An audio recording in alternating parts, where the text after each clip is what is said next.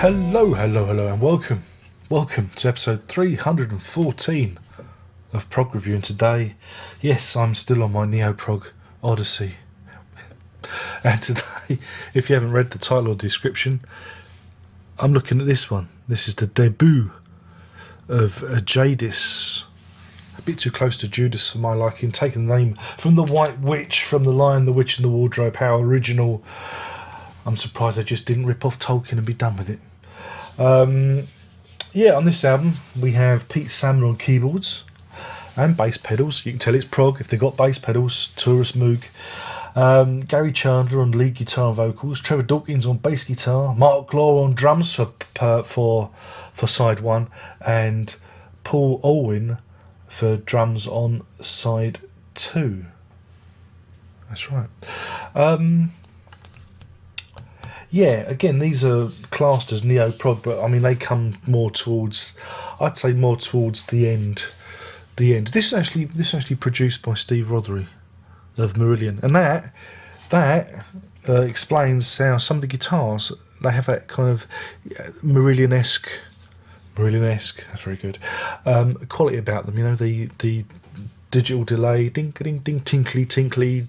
You know what I mean. The thing that Steve Rothery's trademark. You hear a bit of that on here. Oh boy. I mean, it's hard not to be. I mean, I don't want to be unfair because it's only half an album. The first side is like proper songs, and the second side are some demos that were recorded. This isn't even featured on the band. If you go to the band's website, this isn't even featured in their official discography, though it is on Wikipedia. Their first album, according to them, is More Than Meets the Eye. I do have that. I've got that off of eMusic somewhere. But I wanted to get to the source. You see, I know all of you are throwing up your arms and going, "Oh, you bought the wrong one again." But I want to get to the source of neo-prog. You know. The babbling brook, as it were, and this is not very prog. It's not very prog at all. I feel like I'm repeating myself. I really do.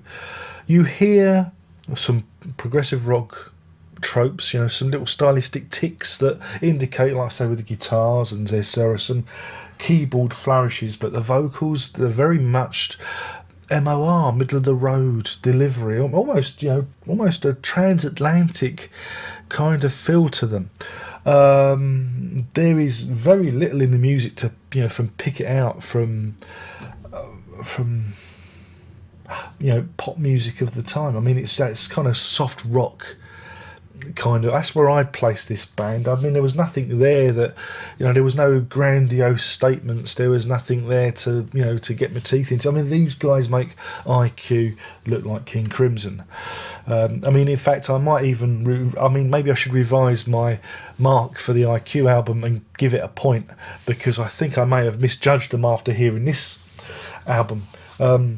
Again, Rothery's the producer. You've got John Aycock as the engineer, and we know him from his time with Steve Hackett.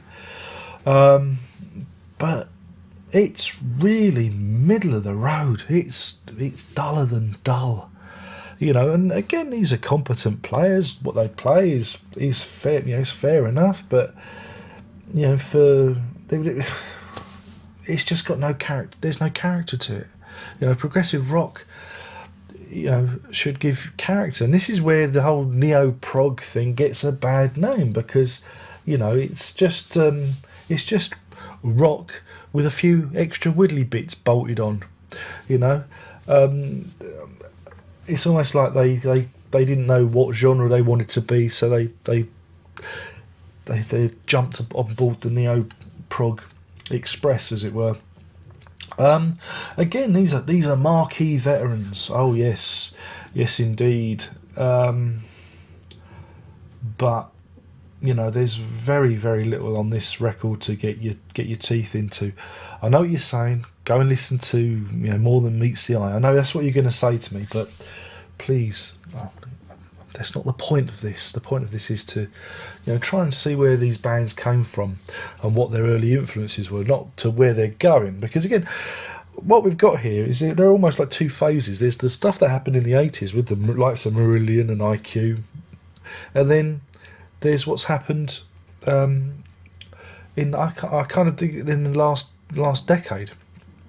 Well, it's probably about the last 15 years actually, with this resurgence of prog, and that seems to be neo prog as well. You see, that's kind of, you know, more nouveau prog, I would call it, rather than neo. This is neo, but the stuff that's come in the 2000s, the noughties, is that what we call the decade now? It is the noughties, isn't it? So this is the tennies then. We're in the I get confused, but yeah, I'd call that nouveau prog. A bit like nouveau riche, you know. You've heard of that expression? That's what I'd call it. You can take that one to the bank. You can have that one. If anyone out there in progland who means anything, if you want to coin that expression, you can have that one for free.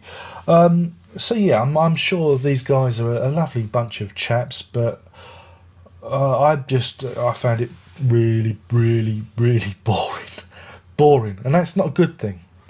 I don't usually find records boring. I might find them a little bit uninspiring, but this, I couldn't see the point of it. I couldn't see the point of what they were trying to do, and that, you know, is a shame. Apparently, there's only 500 of these. I've got number 276. You probably can't see that here. So all I've got to do now is track down the other 599 and destroy them. And that way, the world would be free of this. I mean, look, leave the album sleeve. That has nothing to do with the music. You know that. They just got to say, we need something a bit proggy. You know, we can't afford Roger Dean, so yeah, black and white. Look, she's, you know, yeah, chess table. Yeah. Checkerboard. I don't even know. I don't even know what this is all meant to be, because it has no. I couldn't find any relation to it on the actual record. The songs themselves, like I say, were blander than bland,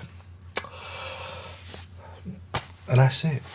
In terms of a rating, I'm going to give this, I don't know, half a point, half a change in face out of 5. Half a change in face out of 5. Again, it's just, I don't know. It's a strange band to follow. I mean, again, it's make its bites look interesting. They do. Oh, all the It Bites fans are going to be throwing their shoes at the screen now. Well, I mean, that's it. I don't know. I don't know. I just don't know where. I don't know where we're going on this odyssey. I really don't.